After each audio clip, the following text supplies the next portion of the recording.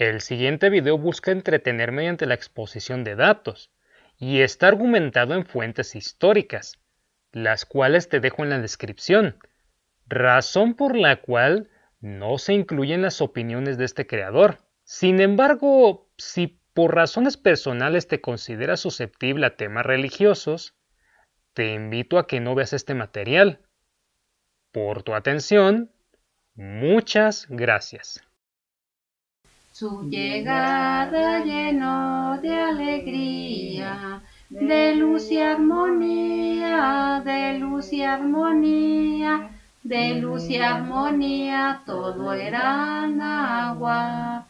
Desde el cielo una hermosa mañana, desde el cielo una hermosa mañana, la guadalupana, la guadalupana, la guadalupana bajó al Tepeyac.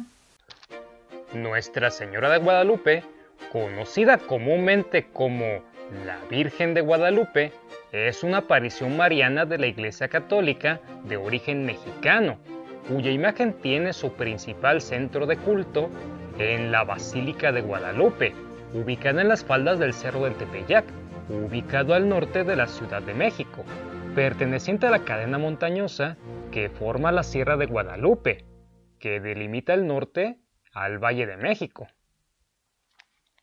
El culto a la Virgen de Guadalupe tiene sus precedentes en las antiguas prácticas religiosas de los habitantes de la Cuenca de México, una extensa altiplanicie formada por lagos, entre los cuales los más importantes eran los de Texcoco, México y Xochimilco.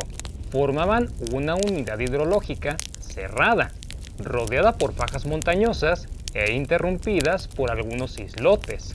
Ahí vivían varios pueblos indígenas, entre ellos los aztecas, quienes vivían de la agricultura y de la pesca, y en menor medida de la cacería.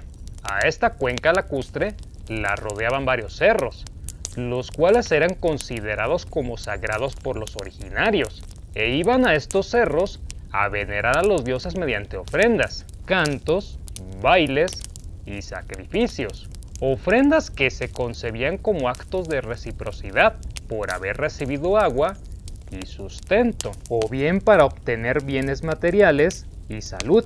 Uno de estos cerros era el del Tepeyac, donde surgiría el culto de la Virgen de Guadalupe poco tiempo después de la conquista de Tenochtitlan. Pero ojo, el Tepeyac estaba situado en un sitio estratégico para la Ciudad de México, ya que hacia él conducía la calzada de México-Tepeyac, una ancha avenida que era una de las tres principales vías de comunicación terrestre de la época, y un sitio por donde pasaban muchos transeúntes y viajeros que venían del Golfo de México. Esta calzada fomentó el vínculo de los pobladores de la Ciudad de México con el sitio y permitió que fuera visitado por un gran número de personas. En aquellos días se veneraban a muchas deidades en el Tepeyac. Una de ellas, muy probablemente la más importante, era la diosa Tonán, Tonantzin o Teotenantzin, la cual es descrita por algunos cronistas españoles como la diosa más importante del panteón azteca, y por los numerosos peregrinos que acudían desde lejos para asistir a las festividades y a encomendarse a la diosa, es bastante probable que así haya sido. Por otro lado, al momento de la conquista y de la colonización de América, el Imperio Español era el más poderoso de Europa y estaba ligado además a la Iglesia Católica, razón por la cual este aceptó el compromiso de evangelizar a la población nativa de las Américas. Pero aquello no era una tarea que los ibéricos hubiesen aceptado con resignación o para cumplir con la religión.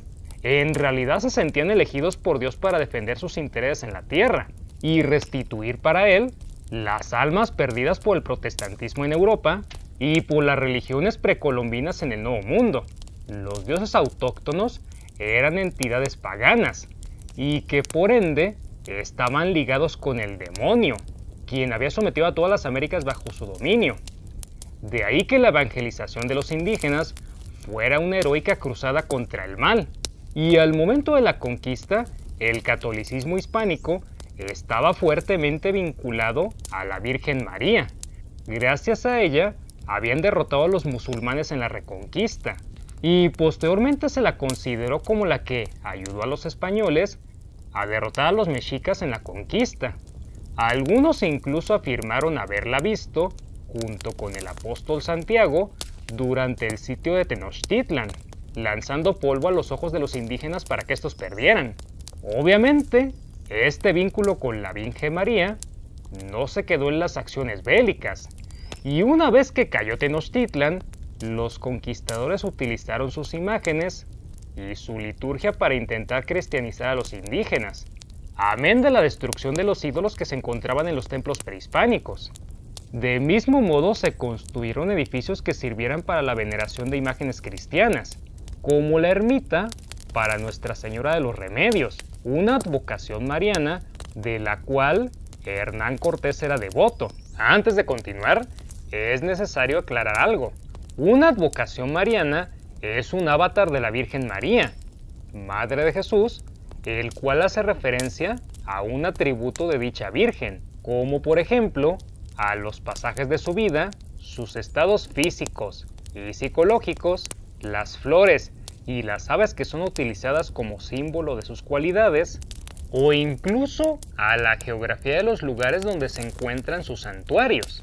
Aquí entrarían la Inmaculada Concepción de María, la Virgen de los Dolores, Nuestra Señora de la Soledad, la Virgen de la Merced, la Virgen de Fátima, etc. Pero la tarea de cristianizar a los nativos no le fue encomendada a los conquistadores como Cortés. Cierto que se la autoasignaron al inicio, pero oficialmente la labor fue encargada a las órdenes mendicantes, por nadie más ni nadie menos que por los reyes hispánicos. Estas órdenes mendicantes tenían la reputación de ser austeras y de estar empapadas del espíritu del humanismo cristiano, así como de la Reforma católica. No obstante, también eran hombres sumamente inteligentes, vigorosos y con mucha capacidad de organización, los cuales se aventaron la titánica labor de evangelizar a cientos o quizá miles de indígenas que, cabe resaltar, no hablaban su mismo idioma. Pero a pesar de sus enormes capacidades, los religiosos de las órdenes no la tuvieron nada fácil, ya que enfrentaron numerosas dificultades. El idioma, como ya dijimos, y también la ausencia de herramientas para poder trabajar. Que se sepa, hasta antes de la llegada de los europeos, no había templos cristianos en el Nuevo Mundo, así que ni siquiera había lugares donde poder celebrar una misa. La solución, pues agarrar los materiales de los templos indígenas y con ellos construir iglesias, y así poder efectuar los ritos cristianos. Mas esta no fue la única vez que los religiosos se valieron de algo que ya existía en el mundo indígena para poder llevar a cabo su misión. Bailes y cantos nativos fueron transformados en himnos religiosos, y las técnicas como el arte plumario puestas al servicio de la religión cristiana para crear imágenes de santos. En este contexto, los franciscanos fundaron una ermita en el cerro del Tepeyac porque se enteraron del culto de Tonantzin y querían orientarlo hacia la Virgen María, o sea, cambiar a Tonantzin por María, maniobra que resultaría ser todo un éxito. La Virgen de Guadalupe es de piel morena, por ello se le suele llamar la Morenita del Tepeyac. Lleva además el cabello suelto, el cual es de color negro. Sus manos están en señal de oración y usa un manto color turquesa que tiene estampadas 46 estrellas, que se piensa forman las constelaciones que se vieron desde México en el año de su aparición. Está parada sobre una media luna, que a su vez es sostenida por un ángel con túnica roja y se encuentra enteramente rodeada por unos rayos solares, característica que quizás sea la más reconocida y peculiar de esta imagen. Sí, las órdenes mendicantes, en especial los franciscanos, hicieron mucho uso de las imágenes religiosas para convertir a los indios. Sin embargo, el número de estas resultó ser insuficiente para cristianizar a toda la muchedumbre de nativos, por lo que debieron crear nuevas. Y para ello fundaron escuelas donde enseñaban a los indígenas artes y oficios europeos, como por ejemplo la pintura, la escultura y el grabado, procedimientos que resultarían esenciales para la creación de imágenes religiosas. Obviamente los modelos que aprendían los indígenas eran europeos, no obstante, llegaban a adaptar estos modelos a las necesidades que se presentasen en el Nuevo Mundo. La mayoría de los grabados que servían de modelos procedían de Flandes, las provincias alemanas e Italia, regiones que aventajaban al resto por sus innovaciones artísticas y tecnológicas en el campo de la impresión, lo mejor de lo mejor.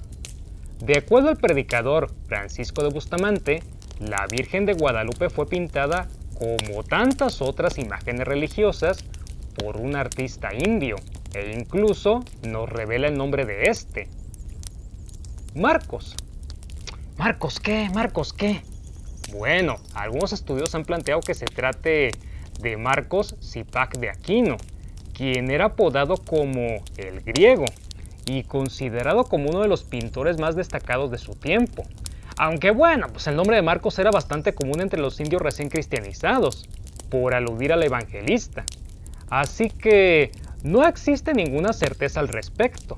Tampoco sabemos quién fue el comité que ordenó la creación de esta pintura, pero en fin, fue pintada por un artista indígena, y la hipótesis más aceptada dice que se llamaba Marcos. ¡Ojo! La pintura de la Virgen del Tepeyac no fue copia de alguna figura mariana europea de culto, sino que únicamente representó a la Virgen María como Madre de Dios, sin ninguna advocación específica, cosa que le distinguió de la mayoría de las imágenes marianas introducidas en la Nueva España. Y es en serio, no alude a ninguna otra advocación mariana, ni siquiera a la Virgen de Guadalupe de Villerías, la cual, como vemos, lleva el mismo nombre. Ahora, la imagen de la Virgen del Tepeyac fue creación de un indio nuevohispano, sí, pero no por ello pertenece a la tradición pictórica prehispánica. Sus características formales y conceptuales obedecen a cánones netamente europeos, más concretamente a la iconografía del modelo de la Mulá Amicta Soul, o mujer rodeada de sol, el cual fue una manera de concebir y de representar a la Virgen que surgió en el norte de Europa y que fue muy popular durante los siglos XIV, XV y XVI. Sus características derivan de la mujer celestial descrita por San Juan en el Apocalipsis, una mujer vestida de sol con la luna bajo sus pies y una corona de 12 estrellas sobre su cabeza, aunque este modelo ya se venía usando desde la Edad Media, identificando a la Virgen María con esta mujer celestial, debido al papel protagónico que ella desempeñó en la lucha cósmica entre el bien y el mal, y el hecho de que dio a luz a un hijo varón, quien había de regir a todas las naciones con el cetro de hierro.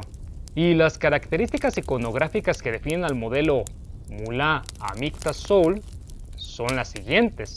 Número 1. La Virgen rodeada de rayos solares en forma de mandorla. Número 2. La Virgen parada sobre la media luna. Número 3. La Virgen con una corona de 12 estrellas sobre su cabeza. Número 4.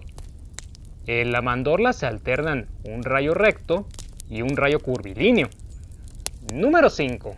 Formaciones de nubes alrededor de la mandorla. Número 6. La Virgen porta una túnica y un manto que caen hasta sus pies. Número 7. La túnica y el manto forman pliegues angulosos que se proyectan sobre la media luna. Número 8. La Virgen lleva recogido el manto bajo uno de sus brazos. Número 9.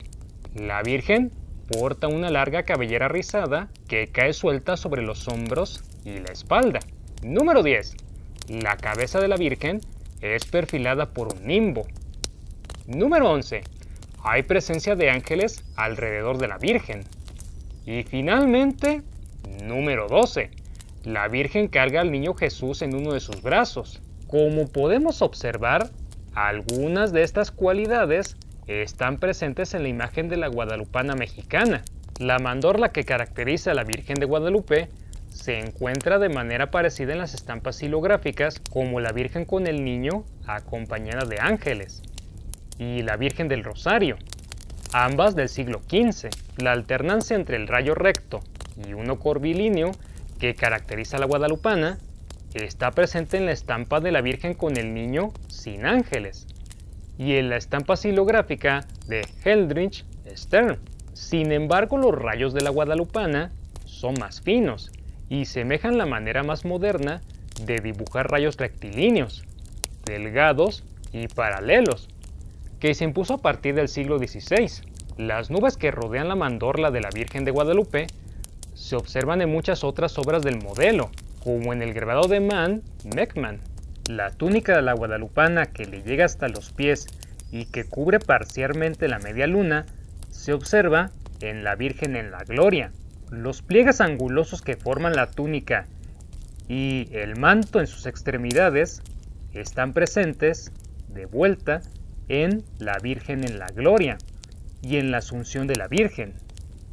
La forma como lleva recogido el manto bajo el brazo izquierdo coincide con el grabado de Stern, y como esta, varias coincidencias más, pero también están presentes algunas diferencias con respecto a los demás representantes del modelo, que no llevan liño en los brazos, que su cabellera no es rizada ni cae suelta sobre sus hombros, y que el número de estrellas en su manto supera las 12 mencionadas en el Apocalipsis, son algunas de ellas. ¿Y la corona? ¿La Virgen tampoco lleva corona? Bueno, pues de hecho, sí llevaba corona.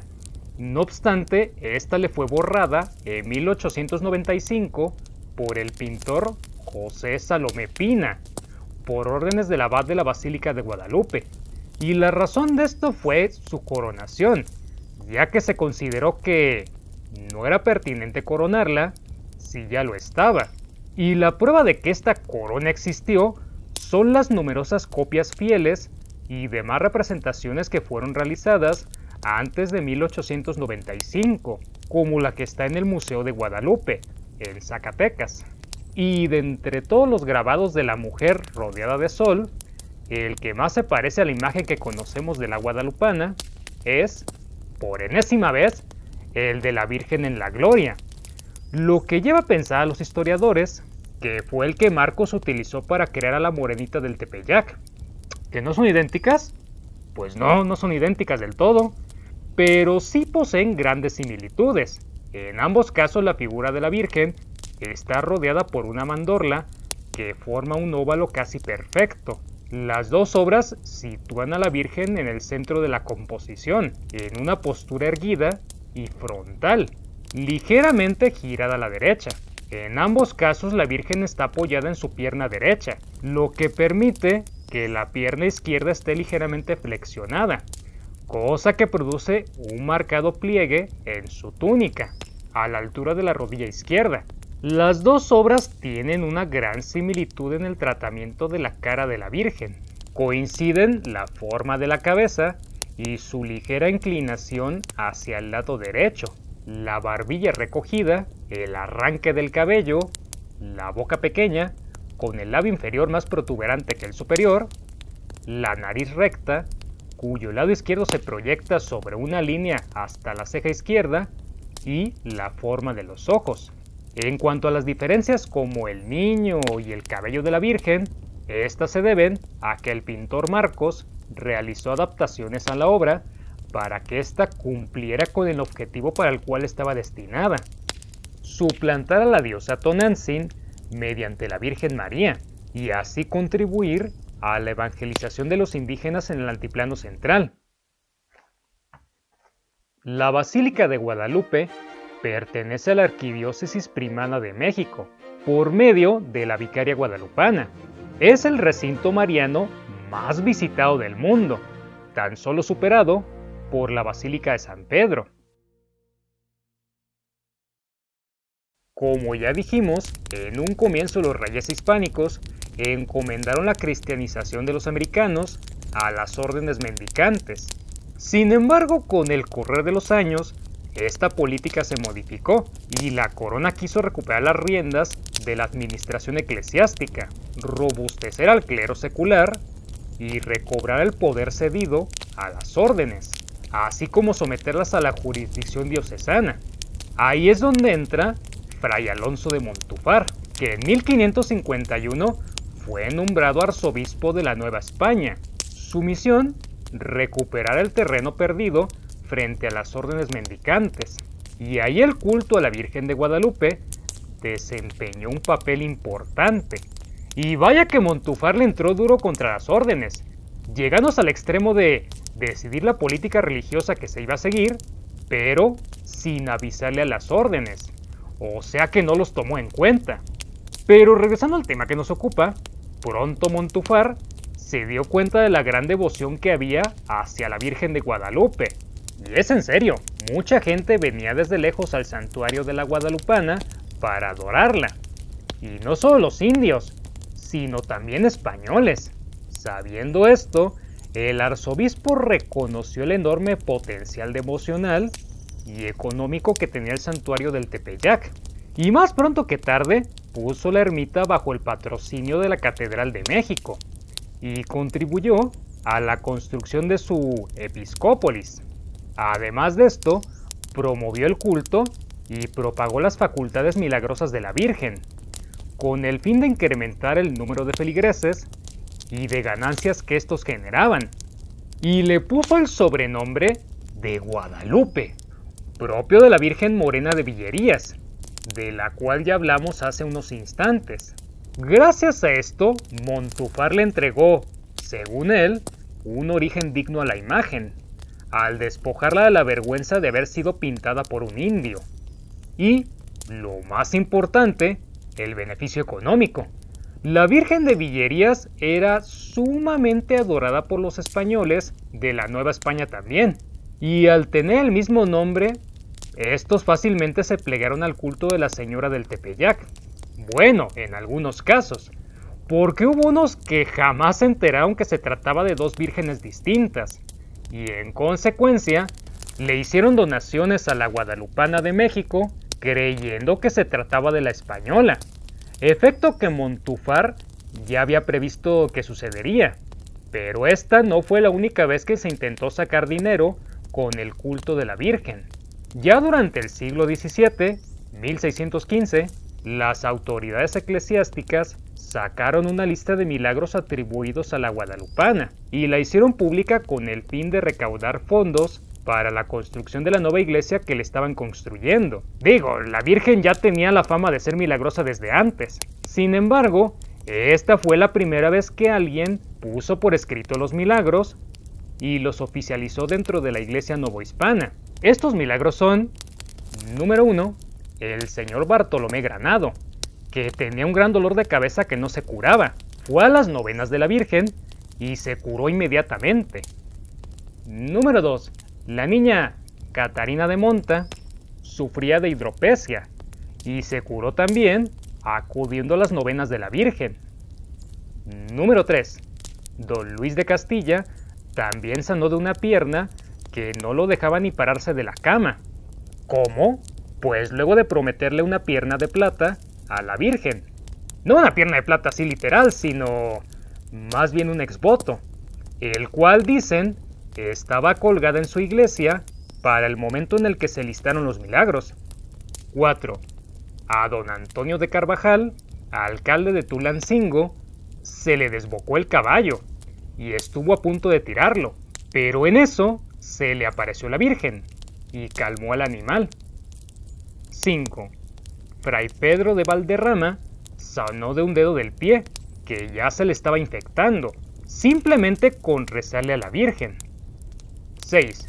Un hombre rezaba en el santuario de la Guadalupana, cuando de repente le cayó encima una lámpara muy pesada que, sin embargo, no lo lastimó en absoluto.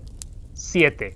Juan Pavón, el sacristán de la Ciudad de México, curó a un niño de una postema en la garganta, luego de untarle aceite de una de las lámparas de la Virgen. Y finalmente, 8. El padre Juan Vázquez de Acuña, vicario de la Virgen, vio cómo las candelas de su altar se encendían solas, sin que nadie las hubiese prendido. Ahora bien, con el tiempo se le fueron añadiendo más milagros a la Virgen, pero estos serían sus primeros 8 milagros oficiales. Aquí falta un milagro, compadre. ¿Cómo que falta un milagro? ¿Cuál milagro falta según tú? El ayate de Juan Diego. Si esta lista es de 1615, debería figurar ahí, ya que el episodio de Juan Diego sucedió casi un siglo antes. ¿No crees? Según la tradición católica, María, la Madre de Jesús, se apareció en 4 ocasiones al indígena Juan Diego en el cerro del Tepeyac y en una ocasión a Juan Bernardino, tío de Juan Diego. De acuerdo a la tradición oral mexicana, tras la primera aparición, la Virgen le ordenó a Juan Diego que se presentase ante el primer obispo de México, Juan Diego de Zumárraga, para decirle que le construyera un templo. Con notable escepticismo, Juan de Zumárraga le pidió una prueba a Juan Diego. En la última aparición de la Virgen, ésta le ordenó a Juan Diego llevar unas flores en su ayate, las cortó en el Tepeyac y entonces se dirigió al palacio del obispo.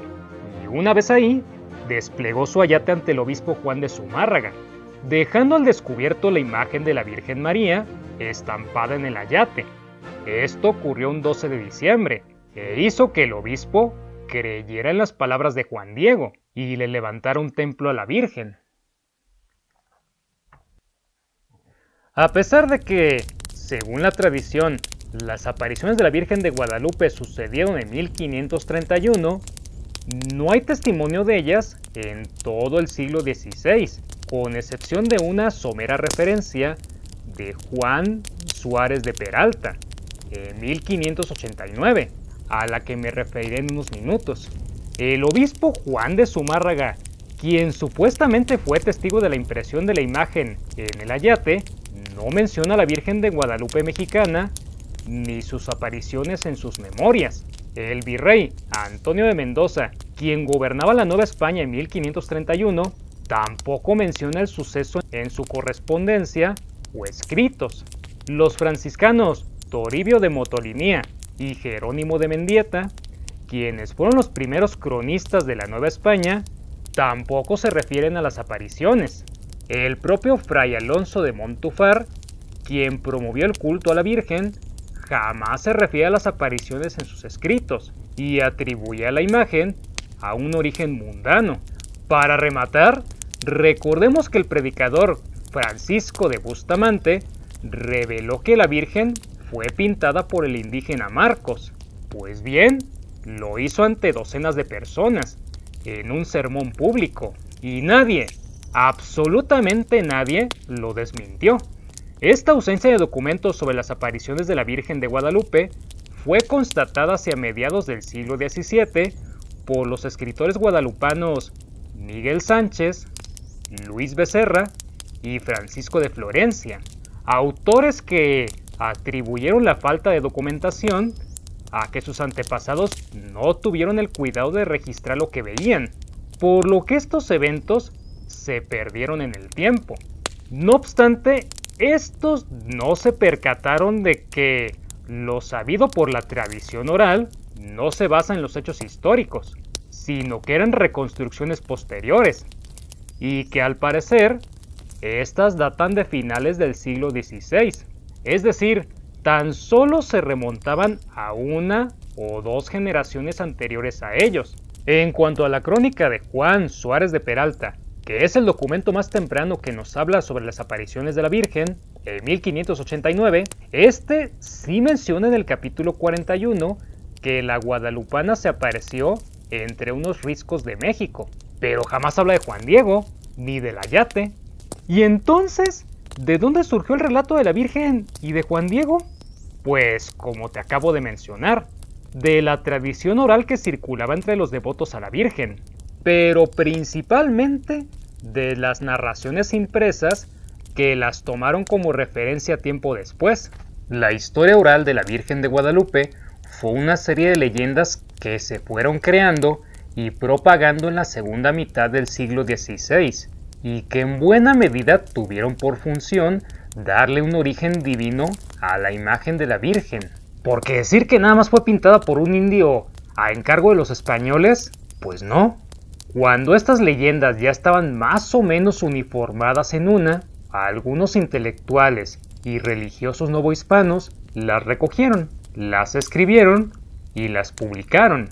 Estas obras tuvieron tanto éxito que fueron tomadas por la Iglesia y vueltas como canon dentro de la religión católica.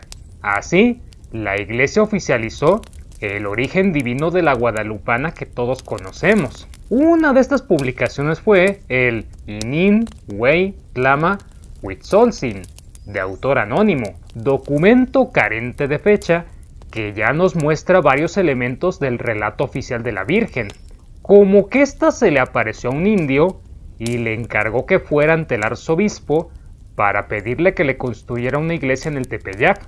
La negativa del arzobispo a creerle y la consecuente prueba de las flores en el ayate del indio.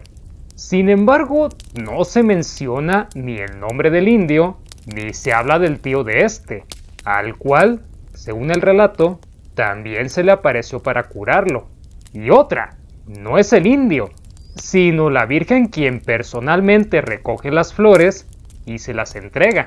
Otro texto es el Nican Mopúa, publicado en 1648 por Luis Laso de la Vega, y que se piensa fue autoría del indígena Antonio Valeriano.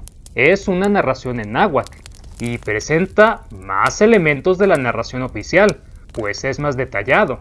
Aquí ya se nombra al indio como Juan Diego. El tío ya aparece, siendo curado por la Virgen. Y, más importante aún, ya fecha la aparición de la Virgen en 1531, tan solo 10 años después de la caída de Tenochtitlan. Del mismo modo está la obra Imagen de la Virgen María, Madre de Dios de Guadalupe, de Miguel Sánchez, que salió un año antes del Nican Mopúa. Ahí se señala que la fecha de las apariciones es en el 1531 y se narra prácticamente lo mismo que en el texto anterior, con la diferencia de que entre aparición y aparición se colocan citas bíblicas, con referencias a textos sagrados y reflexiones sobre el mensaje cristiano encerrado en cada pasaje, porque Miguel Sánchez era un religioso que sentía fascinación por la imagen de la Virgen de Guadalupe, y de ahí que se haya sentido motivado a escribir su crónica. No, y aparte de las apariciones, al final incluye un apartado donde lista algunos milagros de la Virgen, con 3 de los que ya te hablé anteriormente. Ahora bien, antes de cerrar el video, una diferencia más entre estos dos últimos textos. El final que cada uno buscaba.